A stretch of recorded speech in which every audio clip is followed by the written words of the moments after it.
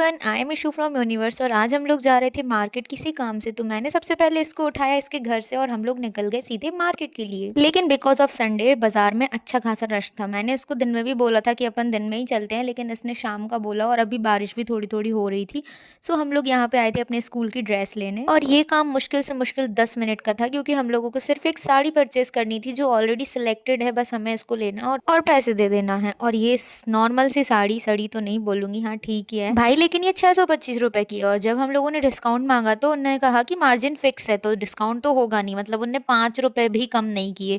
और लोकल किसी शॉप पे हम लोग बार्गेनिंग कर करके ये साड़ी 250-300 रुपए में ले। खैर कोई नहीं, अब क्या ही कर सकते हैं, मजबूरी में तो गधे को भी बाप बनाना ही पड़ता है ना। तो उसके बाद हम लोग आ गए ब्लाउज देखने, लेकिन यहाँ पे ढेर ब्लाउज होने के बावजूद भी जैसा हम लोगों को चाहिए था वैसा तो नहीं ही मिला। ऊपर से मेरी चप्पल में कीचड़ और लग गया। अब क्या ही कर सकते हैं जब किस्मत ही खराब हो तो। खैर छोड़ो, लोग मुझे टोकते रहते कि बार बार किस्मत को नहीं कोसना चाहिए, तो मैं अपनी किस्मत को ना कोसते हुए आ गई सीधी फुटवेयर की शॉप में। और हम लोगों को चाहिए थी फुटवेयर, तो हम लोगों ने सोचा चलो आज फुटवेयर ही ले लेते हैं, कुछ तो अच्छा लेकर जाएंगे घर।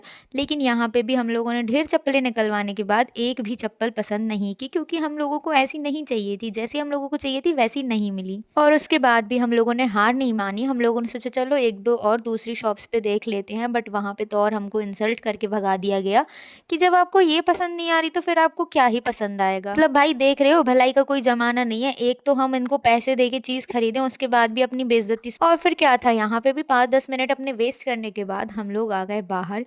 और अब हम लोगों ने सोचा कि अब कहाँ जाया जाए, क्योंकि भाई दमोह में भले हम लोग दमोह के रहने वाले हैं, लेकिन कई बार ऐसा होता है कि हम लोग को समझ नहीं आता है कि कौन सी शॉप से क्या लिया जाए। तो यहाँ पे बारिश तो शुरू हो चुकी थी, तो मैं अपनी गाड़ी पार्किंग से उठा के और फिर आ गए हम लोग एक लास्ट मंजिल पे। लेकिन यहाँ आके हम लोग ने अपना प्लान ही चेंज कर दिया और यहाँ पे हो गई बहुत तेज़ बारिश शुरू।